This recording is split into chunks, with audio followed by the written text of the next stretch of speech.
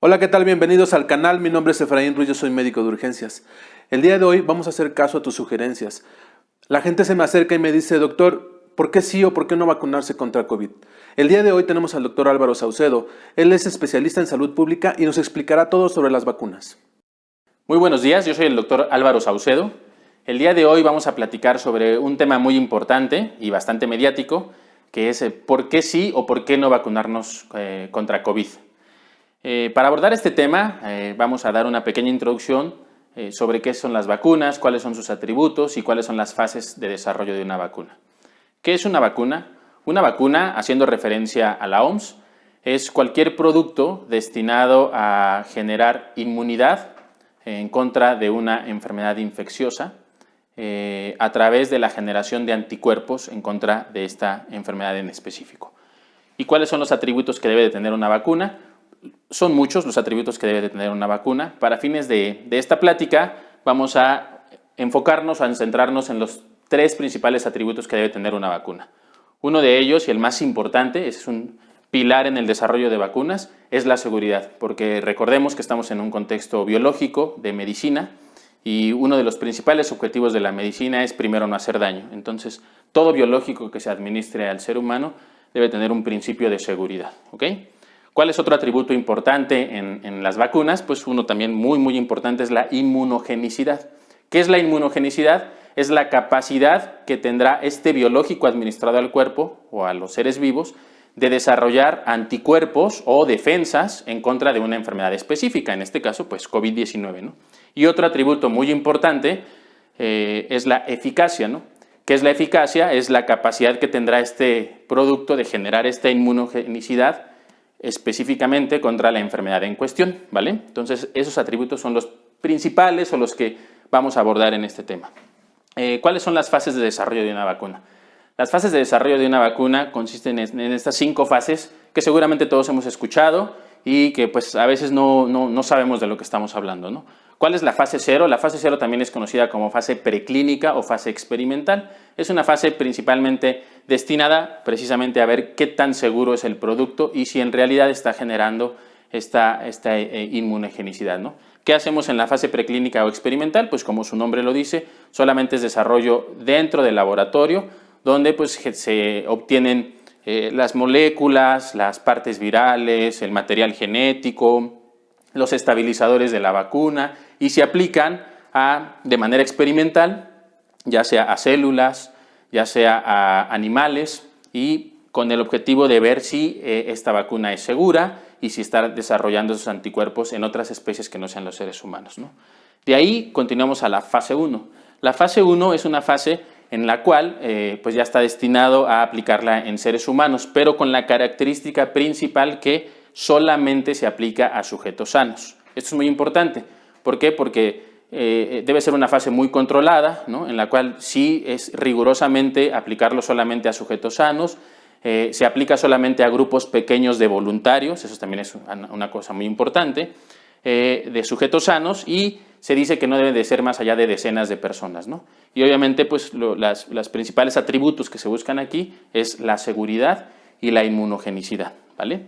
De ahí venimos a la fase 2. En la fase 2, ¿cuál es la característica principal? Que es como una muestra de la población general, ¿no? ¿Qué hago yo? Entonces ya no nada más se la empiezo a aplicar a sujetos sanos, también empiezo a tomar a sujetos enfermos de la población general, es decir, ya meto algunos diabéticos, algunos hipertensos, algunos con cáncer, empiezo a tomar algunos sujetos que tienen alguna enfermedad controlada o no controlada y empiezo a identificar si este biológico va a ser seguro también en sujetos sanos, si ellos también van a tener la capacidad de generar estos anticuerpos, hablamos de inmunogenicidad, y ya es en grupos más grandes, ¿no? Se habla de centenas, no más allá de mil pacientes, ¿no? O voluntarios. Ojo que esto no deja de ser voluntarios, ¿vale? De ahí pasamos a la fase 3. En la fase 3, uno de los principales objetivos de la fase 3 es medir la eficacia de esa vacuna, ¿no? Y digo uno de los principales porque no olvidemos que cada fase debe de estar midiendo los otros atributos de la vacunación. Entonces, la fase 3 es en la que principalmente vamos a medir la eficacia de una vacuna. ¿Y cómo lo hacemos? Entonces, comparamos la vacuna contra un placebo, ¿no? Es decir, tomamos principalmente, hay diferentes diseños de estudios, pero principalmente tomamos a 2 grupos de pacientes. A un grupo se le va a aplicar el biológico en cuestión, la vacuna que se está desarrollando o que se está probando, y a otro grupo se le aplica el placebo, puede ser agua o alguna sustancia que no tiene estos atributos, ¿no? O que no tiene el atributo de generar esta inmunogenicidad, ¿no? Y se compara, y a través de un análisis estadístico y de pruebas estadísticas muy específicas, se mide cuál es esta eficacia de la vacuna, ¿no? Hablábamos hace un momento que la eficacia biológica que se busca alrededor de las vacunas debe ser arriba del 50%, ¿no? Estas vacunas, la gran mayoría de las vacunas han demostrado eficacias muy por arriba de las eficacias que ya conocíamos, de los biológicos ya conocidos, y pues eso es muy alentador, ¿no? Entonces, ese es el principal objetivo de esta fase. En esta fase me voy a detener un poquito, porque esta fase es en la cual se encuentran actualmente las vacunas. El proceso de desarrollar una vacuna más o menos le lleva a la ciencia y a la industria farmacéutica alrededor de 10 años. ¿Por qué? Pues porque deben de ser situaciones muy controladas, deben de ser situaciones que tengan una bioseguridad importante y se deben de respaldar de diferentes diseños y de diferentes estudios que precisamente nos den esta seguridad de que el biológico en cuestión está generando una seguridad, ¿vale? Entonces, ¿qué pasa en el contexto que estamos viviendo actualmente? Pues no olvidemos que es un contexto pandémico en el cual de manera emergente se están utilizando estos biológicos. Entonces ustedes seguramente han escuchado hablar del uso emergente de las vacunas. ¿Por qué es un uso emergente? Porque en cuanto están llegando a la fase 3 de desarrollo de las vacunas, ya se empiezan a aplicar, ¿no? Prácticamente nos estamos saltando a la siguiente fase, ¿no? Entonces ustedes seguramente han escuchado el uso emergente de las vacunas. Es porque ya estamos en esta fase donde ya se planteó una eficacia, donde ya se aplicó vacuna y se comparó contra placebo, se desarrolló en las fases anteriores, pero todavía no tienen, ojo, un registro sanitario, ¿no? Un registro que las hace seguras, ¿no? Y digo seguras porque las vacunas en fase 4, que es cuando ya se empiezan a aplicar a población general, es decir, ya la vida real, ¿no? Lo que ya se hace, se siguen evaluando.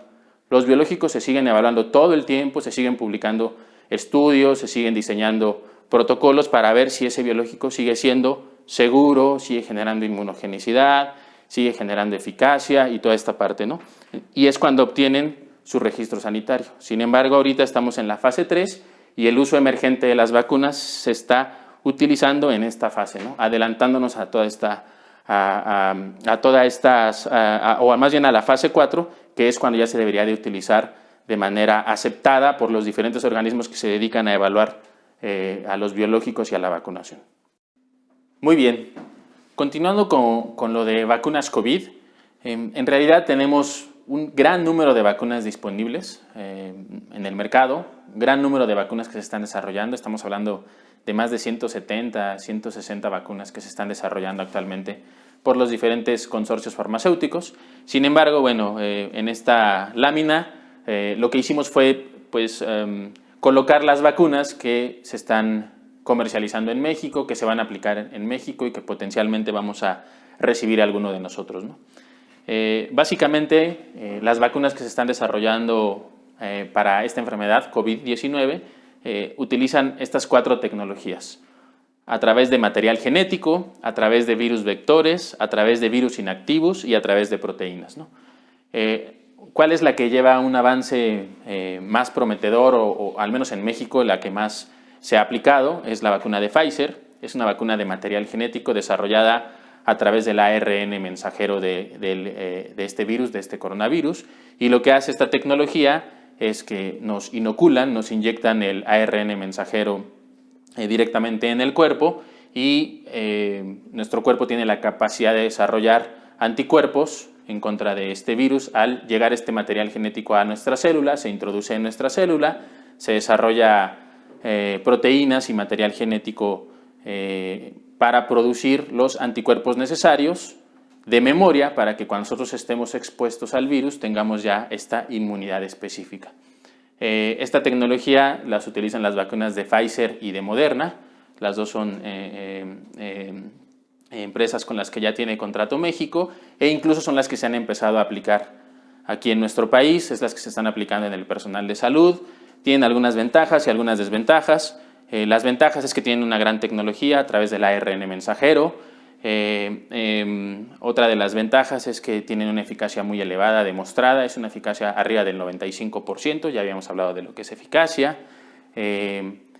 Son vacunas, a lo mejor una desventaja que podemos colocar aquí son vacunas difíciles de transportar porque necesitan, seguramente han escuchado hablar de las ultracongelaciones o de las ultracongeladoras, entonces necesitan temperaturas por abajo de 70 grados centígrados para su transporte. Son vacunas caras, ¿no? Hablamos de vacunas que tienen un costo en el mercado de más de $40, ¿no? Entonces, todo este tema es lo que hace a lo mejor complicado o difícil la aplicación. Son vacunas que requieren de 2 dosis, ¿no? Aquí también quiero hacer una pausa porque eso ha generado mucha controversia mediática, social y también en el ámbito médico.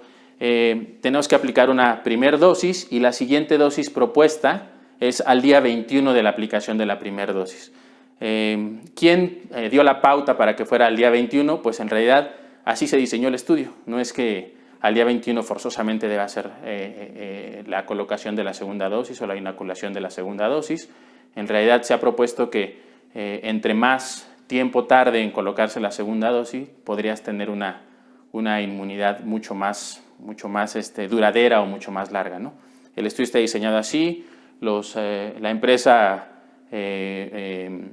al diseñar el estudio, también propone que la segunda dosis se puede poner entre el día 21 y el día 45 aproximadamente. Entonces, pues esa es parte del diseño del estudio. Eso no significa que forzosamente en el día 21 se tenga que aplicar la segunda dosis. Incluso a partir de que se aplica la primera dosis, al día 14 ya se obtiene una eficacia y una inmunogenicidad específica contra el virus de arriba del 80%. Entonces, desde que uno tiene la primera dosis se puede tener inmunidad específica. Hablábamos de esta eficacias esperadas o seguras o lo que propone o lo que da seguridad en el ámbito médico, deben de ser arriba del 50%, pues desde la primera dosis se está cumpliendo. Incluso hay propuestas dentro de los diseños de cómo vacunar a la población, hay propuestas de que a lo mejor a algunos pacientes solamente se les aplique una sola dosis y a los pacientes, puede ser por ejemplo a los pacientes que ya les dio COVID, podrían tener una sola dosis, y los pacientes que aún no les ha dado COVID pueden ser que tengan las 2 dosis y entonces que generen inmunidades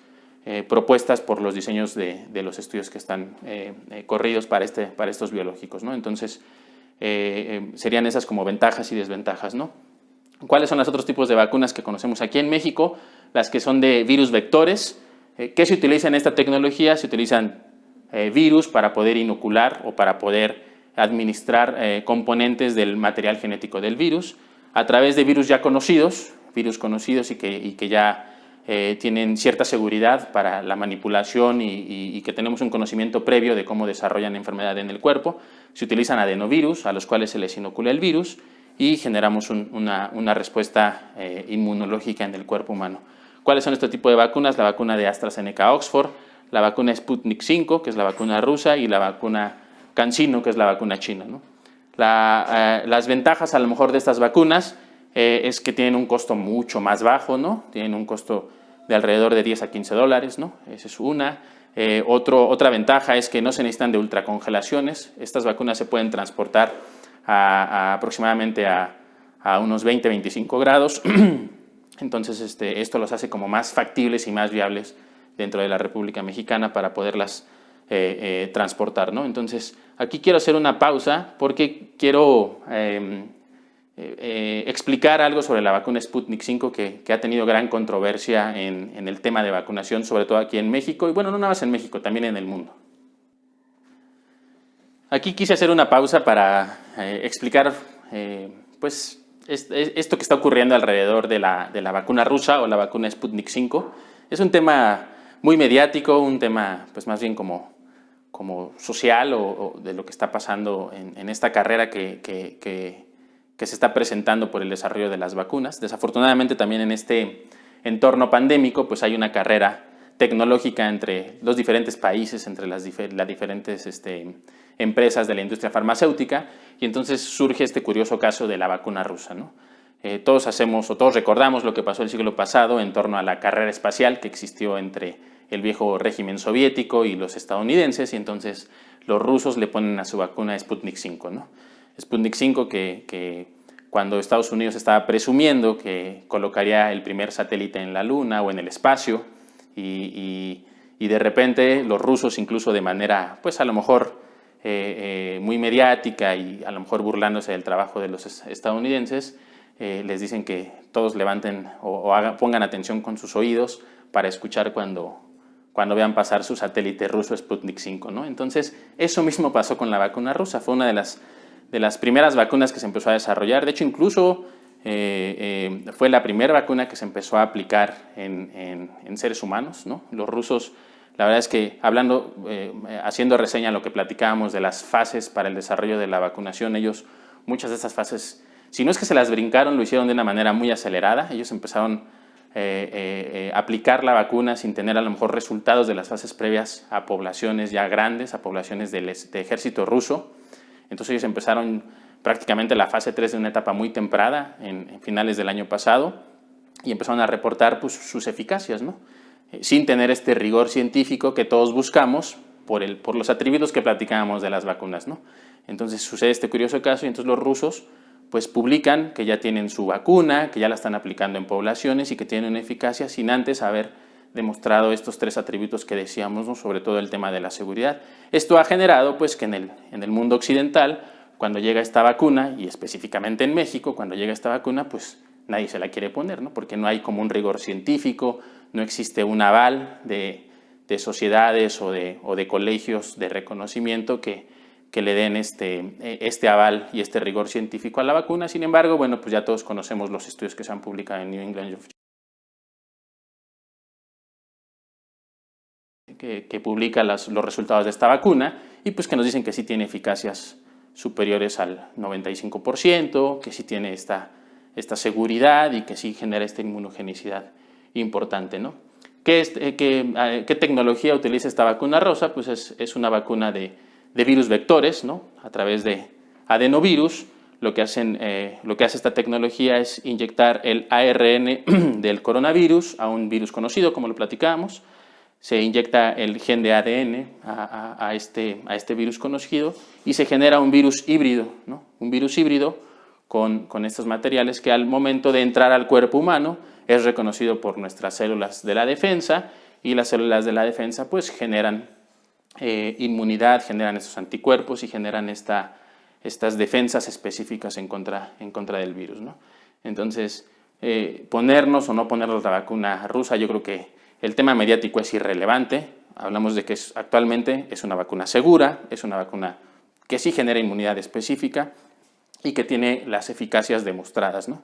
Entonces, es una vacuna segura, es una vacuna que se debe de aplicar, es una vacuna, no olvidemos que en este contexto todas las vacunas se están utilizando en este periodo pandémico como uso emergente, ¿no? México tiene un gran contrato con esta empresa y con estas vacunas y la verdad es que va a ser bastante alentador empezar a aplicar la vacunación. Otro tipo de vacunas que también conocemos son o que se están desarrollando en este periodo pandémico, son las vacunas de virus inactivados, ¿no? Estas vacunas, pues obviamente lo que manipulan es los coronavirus. Conocemos básicamente dos tipos de vacunas, que es la vacuna Sinopharma y la vacuna Sinovac, son empresas chinas. ¿Cuál es la desventaja de estas vacunas? Pues son vacunas caras, de un alto costo. ¿Por qué? Porque están manipulando el virus, ¿no? Un virus contra el cual todavía no conocemos una cura específica, un fármaco específico, entonces eso lo hace caro, lo hace inseguro, entonces pues eso hace que sea una vacuna cara, ¿no? Sin embargo, también ha demostrado eficacias muy buenas, eficacias superiores al 85%, entonces pues son bastante viables, ¿no? Y hay otro tipo de vacunas, también desarrolladas por empresas chinas principalmente, que se utilizan a través de proteínas que conocemos como antígenos. Entonces lo que hacen es fragmentar este virus y generar estos antígenos. Estas vacunas están desarrolladas o es la vacuna Novavax o la vacuna de la Academia China de Ciencias Médicas. Pues igual también son vacunas un poco menos costosas, son vacunas de fácil transporte, de fácil desarrollo. Son vacunas que aparentemente en México todavía no hay un contrato específico contra esto, pero bueno, son vacunas que también estaremos viendo y analizando, ¿no? Hay en el mercado un gran número de vacunas, la gran mayoría de vacunas que se están desarrollando o han generado o han reportado eficacias muy buenas, muy superiores a las vacunas que ya conocemos, y pues son o se han obtenido a través de el desarrollo molecular que ha existido en la última década, ¿no? Entonces utilizan una tecnología bastante adecuada, ¿no? Entonces, bueno, ante este contexto, ¿quién sí, quién no vacunarse contra COVID, ¿no? Todos los estudios que se han corrido de los diferentes esquemas de vacunación, de las diferentes vacunas que hemos platicado el día de hoy, han manejado rangos de edad, ¿no? Básicamente, por ejemplo, Pfizer inició a correr estudios a partir de los 16 años y vacunó a adultos mayores. AstraZeneca no ha vacunado a personas mayores de 65 años. Sputnik no vacunó a personas mayores de 60 años, pero ya se están corriendo estudios y han reportado o están reportando resultados bastante prometedores, ¿no? Entonces, la verdad es que son vacunas seguras. Sí han reportado efectos adversos o efectos de gran inseguridad. Pfizer tiene un reporte más o menos de 1 en 100,000 dosis aplicadas, efectos graves, ¿no? AstraZeneca Oxford ha reportado, es un poco más raro, es de 1 en 250,000, y cada una tiene su reporte de efectos graves, ¿no? Básicamente son vacunas seguras, son vacunas muy seguras. ¿Quiénes no aplicárselas? Personas que tienen antecedente de haber presentado una alergia grave. Eso es muy importante. ¿Por qué? Porque de repente decimos, yo no voy a poner la vacuna, o los mismos médicos o el mismo personal de salud recomendamos no ponerte la vacuna porque tienes alguna alergia. ¿Qué tipo de alergias son las que tenemos que identificar para aplicarte la vacuna o para no aplicártela? Alergias graves, ¿no? Porque pues más o menos 1/3 de la población tiene algún tipo de alergia, ¿no? Muchas veces hemos conocido quién es alérgico a la penicilina, quién es alérgico al frío o al polvo, que en realidad es a los ácaros principalmente, quién es alérgico pues algunos alergenos que hay en el medio ambiente, al pasto, al polen, a algunas sustancias de los alimentos, y más o menos en promedio hasta 1/3 de la población podemos tener algunas alergias no conocidas o previamente conocidas. Esos pacientes no tienen ninguna contraindicación para aplicarse la vacuna, ¿no?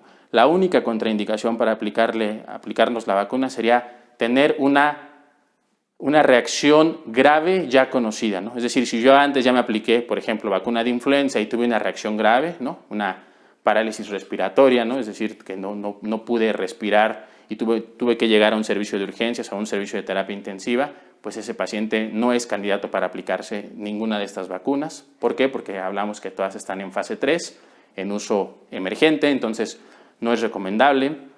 ¿Quiénes más no pueden aplicarse la vacuna? Los menores de 16 años, ¿no? ¿Por qué? Porque no hay estudios, en realidad hasta el día de hoy no hay estudios que han demostrado su seguridad, su inmunogenicidad, su eficacia en estos grupos de edad. Se estarán corriendo, se hace de manera desescalada, es decir, primero se aplica a adolescentes y se reportan resultados, después a pacientes escolares, se reportan resultados a preescolares. El día de hoy no existen, entonces no hay recomendación para aplicársela al momento a pacientes menores de 16 años, aunque hay países como Israel que ya están aplicando a adolescentes, entonces pues ellos empezarán a publicar y a reportar cuál es el comportamiento de estos biológicos en esos grupos de edad. Entonces, hasta la información disponible en estos momentos no es recomendable aplicarlo en menores de 16 años.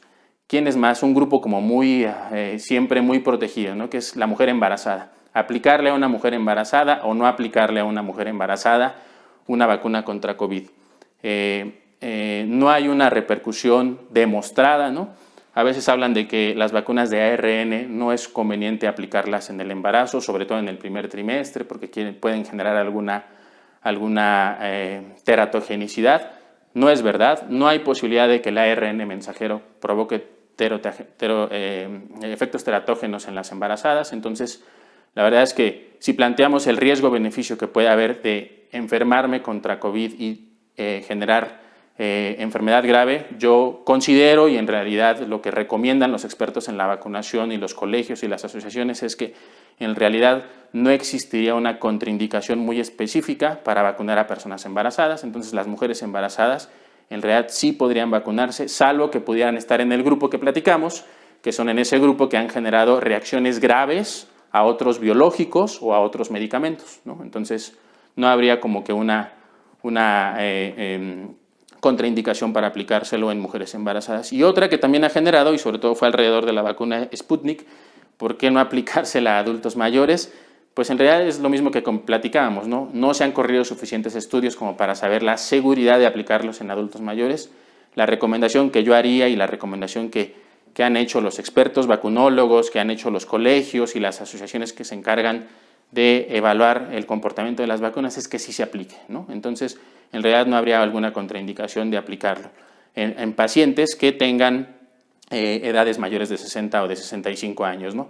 Otros, por ejemplo, también se habla mucho de pacientes con algún inmunocompromiso importante, ¿no? Pacientes convalecientes del cáncer o de enfermedades infectocontagiosas o que tienen tratamientos de esteroideos o tratamientos con biológicos que hace que se inmunodepriman. Tampoco hay una contraindicación para estas vacunas. Entonces, básicamente, ¿cuál sería nuestra conclusión o cuál sería nuestra recomendación? Es que la vacuna se debe de aplicar prácticamente a toda la población, a excepción de menores de 16 años, de pacientes que tienen antecedentes de reacciones graves a otros biológicos o a algunos medicamentos, y básicamente eso, ¿no?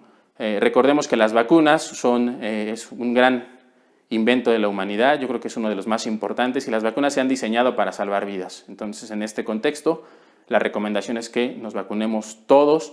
Tenemos una gran fortuna de haber desarrollado, de que la ciencia el día de hoy esté desarrollando este tipo de biológicos, y prácticamente es nuestra arma más esperanzadora en contra de este evento pandémico que estamos viviendo, ¿no?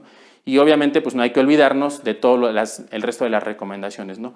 La vacuna, si es prometedora, nos va a llevar un tiempo vacunar a la población, entonces no hay que olvidarnos de todas las recomendaciones que hay que seguir llevando. Algo que ha demostrado un gran impacto pues es la sana distancia, la higiene de manos, evitar eventos masivos, el uso del cubrebocas. Entonces, yo creo que la combinación de todas estas recomendaciones junto con el avance que hay en la vacunación va a permitir que la curva se empiece a descender y entonces entremos a la normalidad que ya previamente conocíamos antes de estar en este periodo pandémico, ¿no? Entonces, básicamente, esta es nuestra conclusión. La vacuna es recomendable prácticamente para toda la población, y yo considero que en el transcurso de este año, y a lo mejor a mediados del siguiente año, podremos tener a un 70% de la población mexicana vacunada y podríamos ya tener esta inmunidad de rebaño prometida o conocida. México tiene la capacidad, yo considero que sí tenemos la capacidad. El Sistema Nacional de Vacunación es un sistema muy fortalecido. México tiene mucha experiencia en vacunación. Estamos acostumbrados en cada temporada invernal vacunar entre 30 y 35 millones de personas contra influenza. Entonces, y eso lo hacemos en 3 meses, ¿no? Entonces, si esto lo potencializamos hacia el tiempo que necesitamos vacunar al 70 o 80% de la población, yo considero que en un año sí podríamos lograr tener una inmunidad de rebaño a través de la vacunación. Entonces, mi recomendación es que cuando usted tenga disponible la vacuna, se vacune. Agradecemos al Dr. Álvaro Saucedo su excelente participación. Si te han gustado nuestros temas, no olvides darnos like. Si quieres seguir siendo el mejor en tu clase, suscríbete y dale click a la campanita.